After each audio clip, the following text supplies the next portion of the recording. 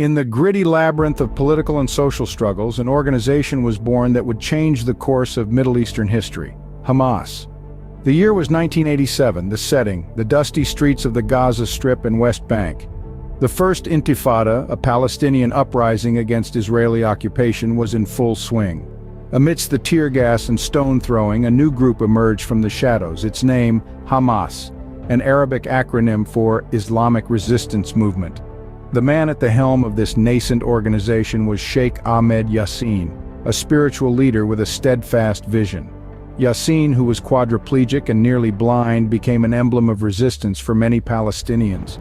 Despite his physical limitations, his influence was unfathomable. He played a pivotal role in the formation of Hamas, guiding it through its infancy and beyond. The group's objectives were outlined in a charter, a document that would become a cornerstone of their identity. This charter was not just a political manifesto, it was a declaration of faith and a call to arms. It spoke of the liberation of Palestine through jihad, the establishment of an Islamic state, and the obliteration of Israel. These were lofty goals indeed, but for the members of Hamas, they were non-negotiable. Hamas was not just a political entity, it was, and still is, a social movement with deep roots in the community. It operates schools, hospitals, and welfare programs, winning hearts and minds through its social work. This dual identity as both a political and social entity has been key to its resilience and influence. Fast forward to today, and the legacy of those early days is still very much alive. Hamas remains a major player in Palestinian politics, its influence reaching far beyond the borders of the Gaza Strip. Its birth in the crucible of the First Intifada has shaped its character, its strategies, and its objectives. Thus, amidst the tumult of the First Intifada, Hamas emerged as a powerful force ready to shape the course of the Middle East. With a foundation in place, Hamas began to rise, carving its influence in the heart of the Middle East. In the late 90s and early 2000s, the Middle East was a hotbed of conflict. As tensions escalated, Hamas found itself in the center of the Second Intifada, a period of intensified Israeli-Palestinian violence. Hamas claimed responsibility for several suicide bombings during this time, asserting it as a form of resistance against Israeli occupation. These actions, though they drew international condemnation, also increased Hamas's standing among Palestinians who saw them as defenders of their cause. But it wasn't just through bombings and violent acts that Hamas grew. The organization also expanded its reach through political activities. They established social programs, providing services such as schools, hospitals, and mosques, gaining the support of those who felt neglected by the Palestinian Authority. The real turning point, however, came in 2006. In the midst of a chaotic political landscape, Hamas participated in the Palestinian legislative elections. Their campaign, which promised reform and an end to corruption, resonated with many Palestinians who were disillusioned with the existing political establishment. To the surprise of many, Hamas won a decisive victory, seizing control of the Palestinian Legislative Council. This was a defining moment, solidifying Hamas's place in Palestinian politics. But this victory wasn't without its consequences.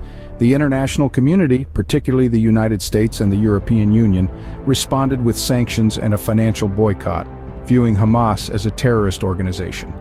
This marked the beginning of a period of isolation for Hamas, which continues to shape the organization's trajectory today. Hamas, from being a nascent organization, had now become a dominant player in Palestinian politics. From their involvement in the Second Intifada to their win in the 2006 elections, Hamas has left an indelible mark on the history of the Middle East. In the next scene, we'll explore how Hamas's economy operates amidst these complex political realities. An organization's strength lies not just in its military and political power, but also in its economic resilience. So how does the economy of Hamas function? We delve into the economic structure of Hamas, a significant player in the Middle East, and we find that its financial foundation is largely built on foreign aid. Among the benefactors, Iran stands out as a key supporter. The financial assistance from Iran is instrumental in sustaining Hamas's operations, given the economic blockades and restrictions it faces. But foreign aid is not the only source of Hamas's economic strength. The organization has managed to create an intricate network of economic activities. One such activity is smuggling. Due to the economic blockade, smuggling has become a lifeline for the Hamas economy. Goods ranging from food and fuel to weapons are smuggled through a complex network of tunnels, providing a steady stream of income. In addition to smuggling, Hamas is also involved in real estate. They own and manage properties across Gaza, generating revenue through rentals and property sales. This involvement in the real estate sector not only provides a stable income but also allows Hamas to exert control over certain areas. Furthermore, Hamas runs social welfare programs that play a dual role. On one hand, these programs provide essential services to the people of Gaza, such as education, healthcare, and financial aid. On the other hand, they serve as a tool for Hamas to gain popular support and strengthen its political base. Hamas's economic activities are diverse and multifaceted, reflecting its adaptability in the face of economic challenges. From relying on foreign aid to engaging in smuggling, real estate, and social welfare programs, Hamas has developed a resilient economic model that sustains its operations. Despite facing economic blockades, Hamas has managed to sustain itself, largely due to its diverse economic activities and foreign aid. Indeed, Hamas's economic resilience highlights the interplay between politics, economics, and survival in one of the most complex regions in the world. In the world of geopolitics, alliances are crucial. So which countries support Hamas and why? The Palestinian group Hamas has found support from a variety of nations throughout its existence.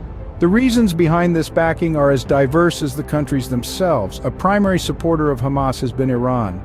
Iran's backing of Hamas is a complex interplay of geopolitics, religion, and shared opposition to Israel. Iran provides both financial and military aid to Hamas, seeing it as a key ally in the region. This alliance has not been without its tensions. Differences in religious beliefs and regional politics have at times strained the relationship. However, the shared opposition to Israel has largely kept the alliance intact. Another supporter of Hamas has been Qatar. This small but wealthy nation has provided significant financial aid to the group. Qatar sees its support of Hamas as a way to exercise influence in the region and maintain a strategic balance of power. But it's not all support for Hamas on the international stage. Many countries, including the United States, the European Union, Canada, Japan, and Israel, classify Hamas as a terrorist organization. They cite the group's use of suicide bombings and rocket attacks against civilian targets as key reasons for this designation. These nations argue that Hamas's political objectives cannot justify its violent tactics. They maintain that any group that uses terror to achieve its goals should be condemned, not supported. The United Kingdom and Australia have taken a somewhat nuanced stance. They classify only the military wing of Hamas, the Izz ad-Din al-Qassam brigades, as a terrorist organization. They argue that the political wing of Hamas serves a legitimate role in Palestinian politics.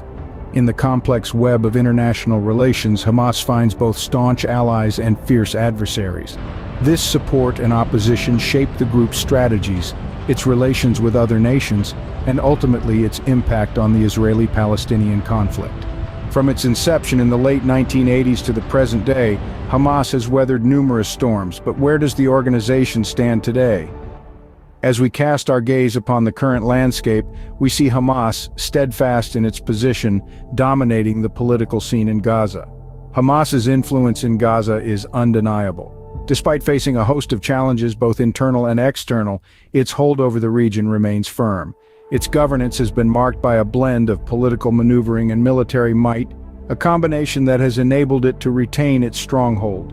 Unsurprisingly, the Israeli-Palestinian conflict continues to be a significant part of Hamas's narrative. The organization remains at the forefront of Palestinian resistance, its actions often sparking controversy and debate. The group's commitment to this cause is unwavering, a testament to its founding principles. However, it's worth noting that this unwavering commitment often escalates tensions, complicating peace efforts in the region. Looking ahead, Hamas faces a multitude of challenges. The organization's resilience will undoubtedly be tested by the evolving geopolitical landscape.